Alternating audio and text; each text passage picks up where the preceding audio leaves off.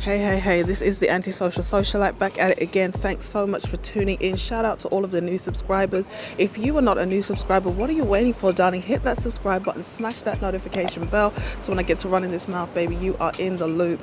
You see the title, you know what time it is. Ladies, stay on the front line. Now look, this is going to be a real quick one. I was just on my merry travels. You know, I'm always up and about. And I was going down the street and I was thinking to myself, a lot of these women, especially these colorism crew criers, they are always talking about black women need to stop being the face of protesters, and, you know, black women have to stop being mammies and pick-me's and caping for black men, and they need to burn the cape. And I thought to myself, you have certain colorism queens going on about black women go home. But wasn't it just the other day when George Floyd got killed? The first thing that black women were saying, well, where is your white woman? And guess what? Around the world, here in the UK, in the States, everywhere, okay, we know there's a lot of them doing the wrong thing and they're looting, but a lot of them are also protesting. Now, when your black man is on the front line, because remember, the black men who are doing legitimate protests are not the black men putting, you know, chairs and bollards through windows and looting. Okay, it's time for black women to make the distinction between the Pookies and the Ray Rays and the thugs and the actually good, decent black men out here. Okay, the men who are marching and doing things the right way and they actually want to see a positive change in the black community, those are the men that you should be standing shoulder to shoulder with. But when the black man who is doing the right thing on the front line looks around, he doesn't see a black woman, because all these black women are telling black women go home. Why am I going to be at home? Why am I going to be at home and the black man that could like me is standing beside a white woman, a Chinese woman? When you look at the images of these protesters, they're not all just black women. The females are not all black. A lot of them are white and other ethnic groups because they see the injustice. For whatever reason, they are compelled to come out and march. And I know for a fact here in the UK, a lot of the people who are protesting about ending of white privilege are white folk. So black women, stand shoulder to shoulder with your good black men. It's time black women stop lumping all black men into one basket and accusing all black men of being broke, dusty, you know, no good, you know, defeated individuals. Don't deal with those kind of men. But the ones who deserve you to stand shoulder to shoulder with them, be out on the front line. Because I tell you, if this escalates into an actual war, a civil war, or some kind of retaliation tit for tat, it doesn't matter that you threw black men under the bus. You see, this is what the colorism crew just doesn't want to face. No matter how much you try to separate yourself out as your own demographic, to people who hate black people, you are just another black person. So there's no point for you to say, well, we're black women first. I had one chick coming out here, I'm WGTOW, you know, women going their own way. To the non-black person who hates black people, you are just the N-word. You know, that's all it is. Far-right people who are, we had a party out here, I don't even know if it's still in existence, the BNP, British National Party. All these people come out of the woodwork when things like this happen. I'm going to do a video on the George Floyd situation and how I feel this is just another, you know, order out of chaos, phoenix rising from the ashes type situation. Okay, so I'm not really going to go into it here, but I am not looking at this situation and jumping for joy. My days of looking at things on the surface, you know, and jumping for joy are coming to an end, because there's always an agenda behind whatever they're pushing. Okay? Yes, in the short term, you may get a bit of more general respect from non-black people, because in this time of fear and heightened emotions, the non-black people know I can easily be accused of racism, and because everybody's so on edge at the moment, I could actually be prosecuted. Now people have ideas. These black people have ideas now because they realize, oh, I can actually take white people to court. I can actually, have them arrested. I can actually do this and do that. Look at George Floyd. I can actually get justice for my injustice. So right about now, while this thing is riding high and emotions are riding high, it's very easy for black people to kind of get in this short-term period a lot of respect. And a lot of them are going to drop their guard because they're going to think, oh yeah, finally we can all have a kumbaya moment with every race around the world. But behind that kumbaya and that dropping of the guard, a storm could be brewing, because the people who do not want this order to change, they are not necessarily going to take this moment lightly. Okay, just as you're going to have some people who feel shame and guilt because of white privilege, so they're going to roll out the red carpet for black people behind closed doors, you're going to have people who are not happy. And black people cannot become complacent just because they've won a victory, not understanding the potential war that could be coming. So when you as a black woman are out here talking about go home, you go home and see what happens to you. Because I got a video, and I'm going to do a little breakdown of it. Thank God it's only a few minutes long, because however long the video is that I need to review, I need to talk over it for like twice as damn long. So if the video is 2 minutes, that video should only be about 10 minutes. But one of the part was, it's for women chatting, because it's always women chatting. The lady I was trying to remember in the femininity video was Kendall St. Charles, I believe her name is. Okay, and she was like, why are these black women always depicted on the front line with their mouth open? Yes, Kendall, you know what? I actually agree with you. Black women do have their damn mouth open too much. You know where their mouth needs to be closed? At home.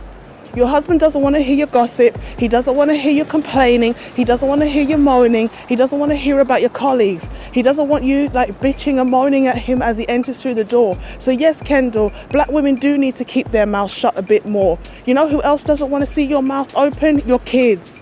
Your kids are tired of your interfering and your overbearing behavior. So black women, we need to learn to keep our mouths shut in that area too. You know who else doesn't want to see our mouth open? Our colleagues.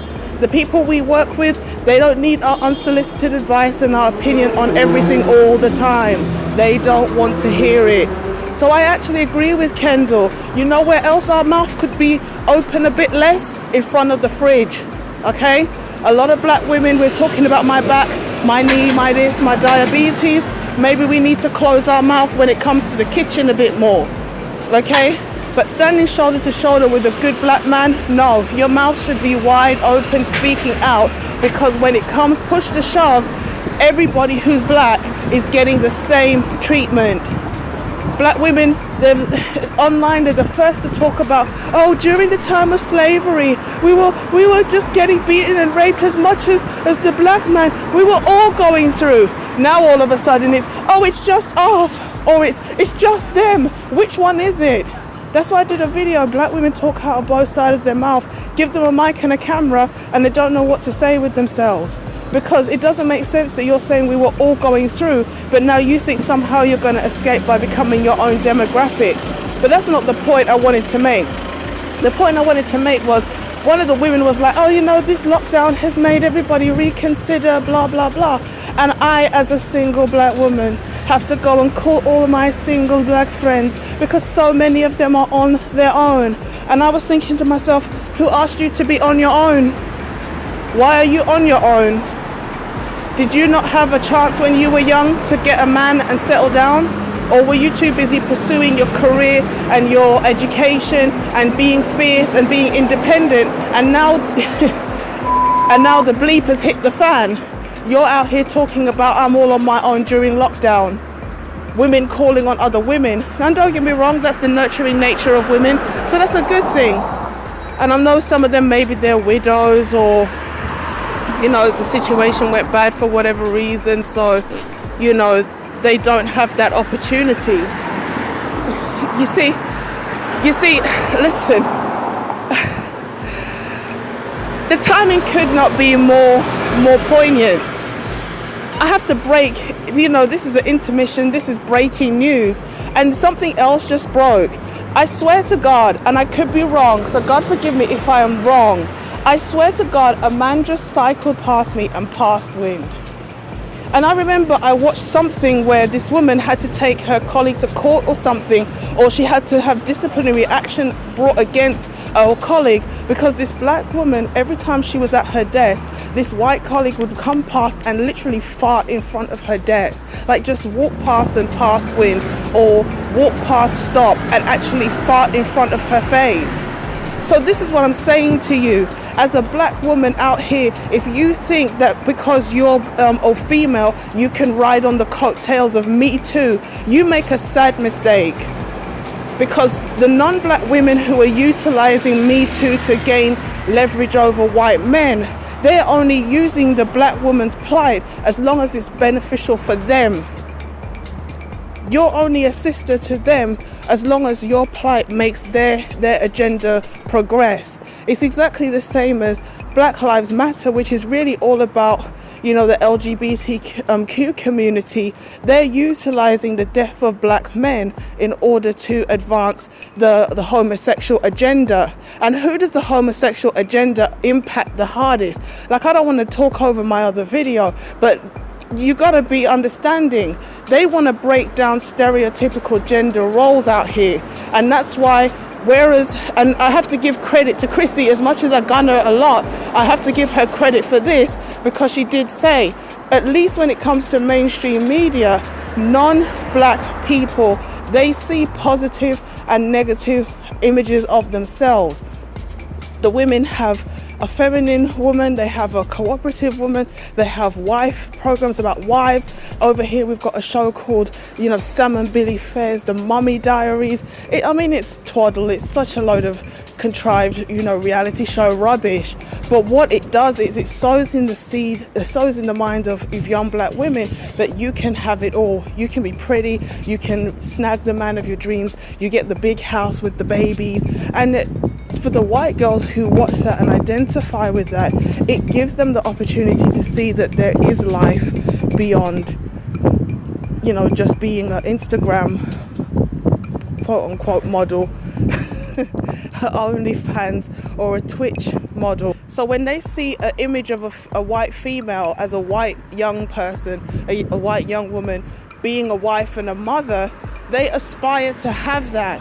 Whereas we know that the mainstream media, which is governed by white people, only churns out negative images. And one of the most prevalent ones right now is the gay black man. Whether he's gay in his show, whether he's gay in real life, or both, we can see that there's a concerted effort to emasculate and feminize the black man. And I personally feel it's because, with the help of the manosphere in general, which is, men of all races, and in particular the evolution of the black manosphere, finally black men have had a voice and they've been able to connect those voices. Whereas before, black men were living in isolation under like a matriarchal rule, and they probably felt like, maybe I'm the only one going through this. So the fact that they were separated meant that they kept, whatever they were going through to themselves. The internet has been able to bring men of all cultures, but who are black, together, and they're sharing their experience. And that is a dangerous force to challenge the status quo. Because ignorance is bliss for the people who are oppressing us. The fact that we don't seem to know what's going on means they can tell us anything and we believe it.